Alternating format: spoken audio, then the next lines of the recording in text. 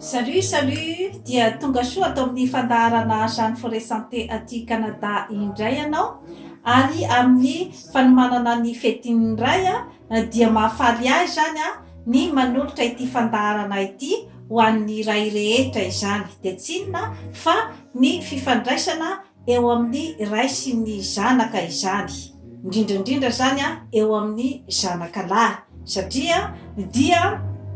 misy izany ny karazana fifandraisana izay tokony hipetraka eo amin'ny roatota, satria misy ilay antsointsika zany amin'ny terme psychologique hoe autorité paternelle, ilaina ve izay zavatra izay eo amin'ny fitaizana. Ny autorité paternelle zany dia ny karazana fifandraisan'ny ray amin'ny zanaka zany, indrindrandrindra zany amin'ny zanaka lahy, izay mametraka bebe kokoa zany ny ataontsika hoe zany hoe discipline ao amin'ny tokantrano iray, satria raha ny hoe rôle ny reny zany dia matetika zany ny fifandraisan'ny zanaka sy ny reny dia eo amin'ny lafiny ataontsika hoe zany hoe ny tendresse na ny fitiavana zany izay zany no tena hoe mibahana zany amin'ny fifandraisan'ny reny sy ny zanaka, indrindrandrindra zany ny reny sy ny zanaka lahy. Fa eo amin'ny ray sy ny zanaka indray zany dia tsy maintsy misy ilay ataontsika hoe zany karazana discipline izay apetraky ny ray ka mahatonga zany ny hoe mba ampisy ny fifehezantena matomatotra kokoa zany eo amin'ny tovolahy, satria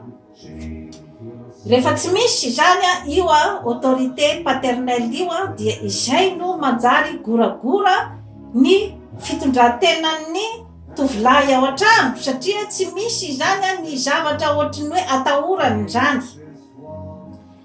ka matetika zany raha ohatra ka misy zavatra angatahana ohatra ny zazalahy ao an-trano dia matetika ny reny manome, satria amin'izay hoe resaka fifandraisana eo amin'ny resaka sentiment zany eo amin'ny resaka hoe fitiavana zany izay zany no tena hoe ifandraisan'ny zanaka lahy sy ny reny, kanefa ny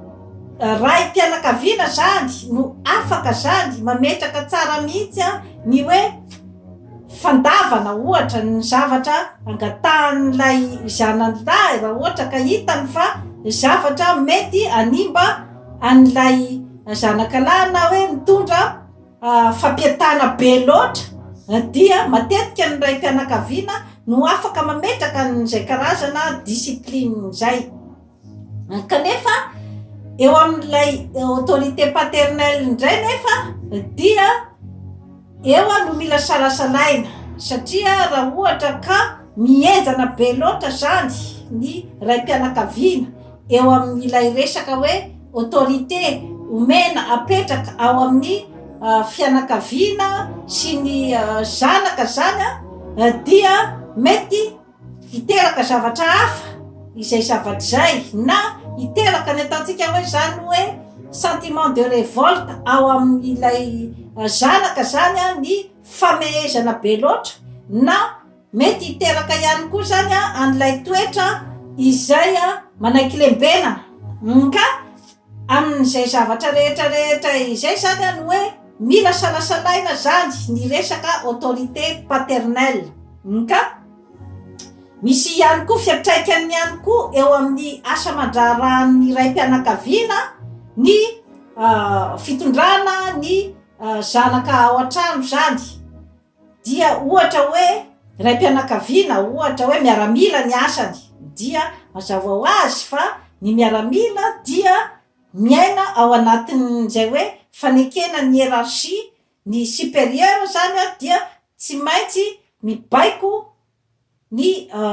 olona zany eo ambany fahefany,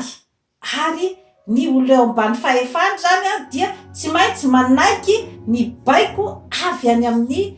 lehibe, ka ohatran'izay zany hoe fomba fifampitondrana ao amin'ny miaramila, ka efa izay zany no disiplinina mipetraka ao amin'io karazana asa io. Ny zava-misy nefa dia mety izay karazana fifampitondrana izay zany dia mijanona ho toetran'ilay raim-pianakaviana zany. Izay zany no mila jerena akaiky zany hoe na de efa tonga any amin'ny tokantranony izy zany dia mbola entiny ohatrany miaramila zany ny vady aman-janany. Izany hoe izy zany no supérieur izay mibaiko dia ny vady aman-janany zany ilay ataontsika hoe zany hoe ilay olona eo ambany fahefana izay hoe mandray baiko zany no asan'ilay olona. Ka zay zavatra zay nefany dia mila jerena akaiky, mila salasalaina satria ny ao amin'ny ampiasana amin'ny corps militaire dia tsy mitovy velively ny ato amin'ny ataontsika hoe fitondrana ny fianakaviana zany, satria misy zavatra maro dia maro izay sapady ao anatin'io ataontsika hoe zany hoe fifampitondrana amin'io fianakaviana io. Efa nazavaiko teto daholo ny hoe resaka hoe atao ahoana ny fomba fitaizana zanaka, indrindrandrindra ny fitaizana amin'izao fotoana zao zany de tsy mitovy mihitsy ny amin'ny hoe fitaizana taloha. Satria taloha zany dia lay hoe ny ray aman-dreny dia manome ny baiko rehetra izay tokony tontosain'ny zanany zany ao an-trano sy ny vadiny dia efa tsy mety tsony izay fomba fitondrana ny zanaka izay amin'izao fotoana zao, satria dia rehefa natao zany ny fikarohana momba ny fifandraisan'ny raim-pianakaviana sy ny zanaka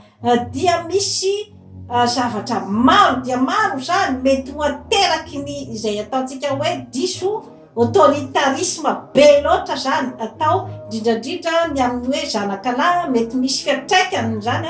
amin'ny personnalitény rehefa lehibe zany ny zaza iray. Ka izay no mila zany hoe jerena akaiky, satria raha ohatra ka mametraka ny atao hoe karazana autorité ny raim-pianakaviana dia tokony hoe zavatra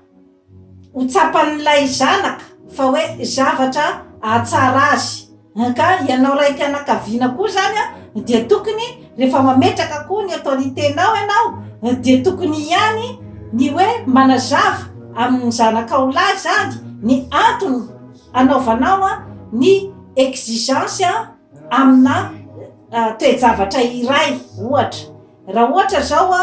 miteny ianao hoe tsy mahazo mivoaka androany ny zanakao lahy, dia tokony azavainao aminy antony. Raha ohatra miteny ianao hoe tsaratsara vitainao aloha ny devoiranao vao zay ianao vao mivoaka, ka raha tsy vitanao ny devoiranao androany dia tsy mahazo mivoaka an'io trano io ianao. Izay zao ohatra dia mitombona tsara izay hoe autorité avy amin'ny raim-pianakaviana izay ahatsara n'ilay zaza ny hoe mba tiany zany ny zanany mba hanao tsara araky ny tokony ho izy ny devoir ary izay vao mieritreritra ny hoe andeha hanao ny plaisir izay hoe tiany atao any ambadimbadika any zany. Ka amin'izay fotoana zay dia tsapan'ilay zanakalahy zany fa hoe mba tiany raiko zany mba hoe ho tafita amin'ny zavatra izay ataoko, ho tafita amin'ny fianarana izay ataoko, hanao tsara ny zavatra tokony ataoko amin'ny fiainana, hanao ny adidy izay tokony ho vitaiko aloha amin'ny fiainana alohan'ny andeha hanao plaisir. Dia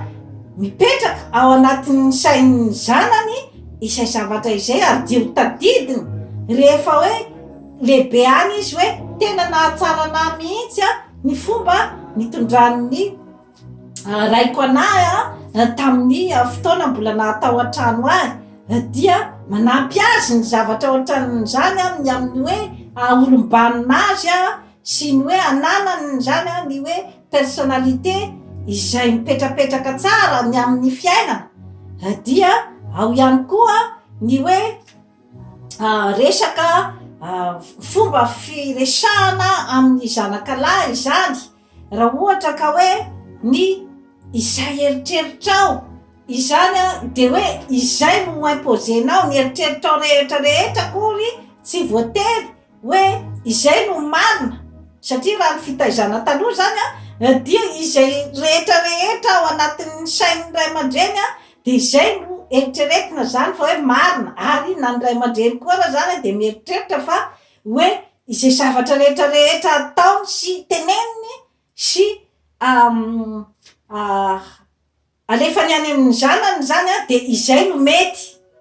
izay no marina ka izay fomba fijery zay zany no efa tsara hoe ahitsy zany jerena kaiky amin'izao fotoana izao satria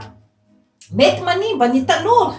mety manimba ny zanaka ao an-trano indrindrandrindra ny zazalahy zany ny hoe fanomezana baiko fotsiny hoe tsy maintsy manao an'izao kanefa hoe zavatra tsy hitany marina hoe inona ny zavatra entiny zay baiko mena izay dia amin'izay fotoana zay dia mety hisy izany ny ataontsika hoe zany hoe manaiky lembenana ilay zaza kanefa izy tsy d'accord amin'ny zavatra izay ataonao ny baiko izay nalefanao zany tsy d'accord izy kanefa dia manaiky lembenana fotsiny izy zany amin'izay hoe zavatra exigenao aminy hoe tsy maintsy tokony ataony ny zavatra ohatran'izao ka amin'izay fotoana zay zany dia misy foana zany ny hoe karazana tokony fampahafantaran'ny raim-pianakaviana amin'ny zanany lahy zany hoe inona no antony zany hoe exigevany ny zavatra ohatraohatran'izao raha miteny ianao hoe aza mangalatra dia izay zavatra izay inona ny conséquence ny fangalarana dia ny fandehanana any am-ponja raha miteny ianao ny amin'ny hoe aza mamono olona dia fa azavainao aminy ny antony mahatonga anao miteny ny amin'ny hoe tsy amonona olona indrindrandrindra zany dia ny hoe resaka maha-olombelona sy ny hoe resaka mety idiranao any am-ponja zany zavatra rehetrarehetra izany ary mety hanapotika ny fiainanao ka izay zany no hoe jerevana foana zany ny amin'ny hoe fifandraisana amin'ny ray sy ny zanaka satria raha ohatra ka hoe autorité be fahatany zany no alefa any amin'ilay ankizy dia mety mahatonga azy irevolte ao amin'ny fiainana zany zavatra zany mety andeha akany amin'ny délinquance na ny zazamania na ny fidoroana zava-mahadomelona na ny fisotroana toka zany zavatra rehetrarehetra izany na ny hoe fidonanam-poana satria ao amin'izay fifandraisan'ny ray sy ny zanaka izay ao zany no hoe amolavolana ny ataontsika hoe estime de soi sy ny confiance en soi efa nazavaiko teto daholo zany zavatra rehetrarehetra izany ao no amolavolana an'izany zavatra rehetra izany eo amin'ny zanakao lahy satria raha ohatra ka hoe zaza voapepo zaza omena ordre foana ny amin'ny hoe tokony anao an'izao sy izao kanefa izy ianao tsy afaka andresy lahatra azy ny antony anomezanao an'izay ordre zay dia izay lay mety zany animba ny personnalité an'ny zaza iray ao atokantrano ka mila mitandrina zany ny raim-pianakaviana amin'izay zavatra zay misy ny fitenenana amin'ny psychologie hoe raha ohatra mitaiza zaza zany ianao dia ilaina ozy izy ny main de fer dans un gant de velours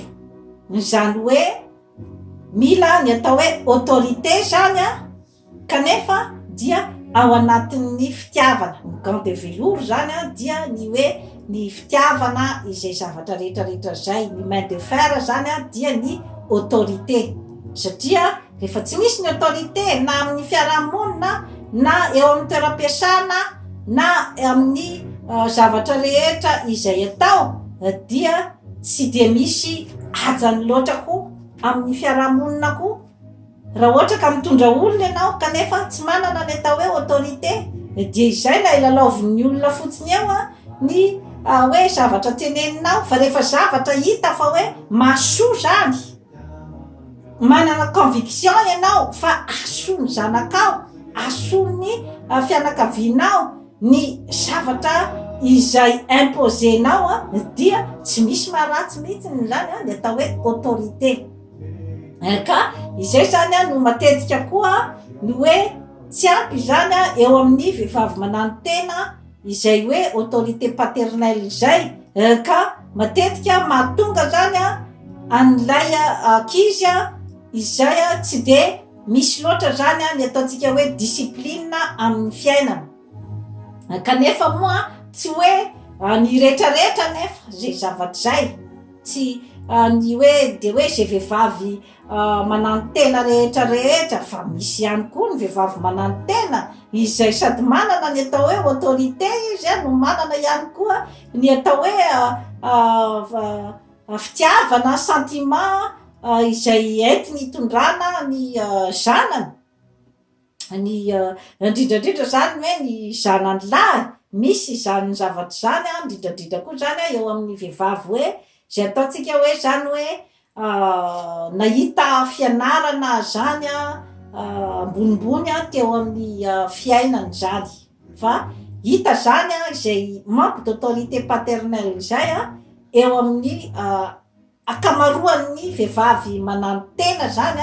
izay ataontsika hoe zany hoe tsy de tena nahita fianarana loatra zany, satria tsy de fantany zany hoe ahoana ny tena hitondrana ny zanany zany, hoe inona ny zavatra tsy maintsy hoe tokony ho exigena zany rehefa miaraka amin'ny ankizy. Dia toy izay sy toy izay indray no azo natolotra antsika anio dia miarahaba ny raim-pianakaviana rehetra zany tratry ny fetin'ny ray, dia mametraka ny veloma, manaova abonnement amin'ny Jeanne Forêt Santé aty Canada fa hanatsara ny fiainanao. Bye bye.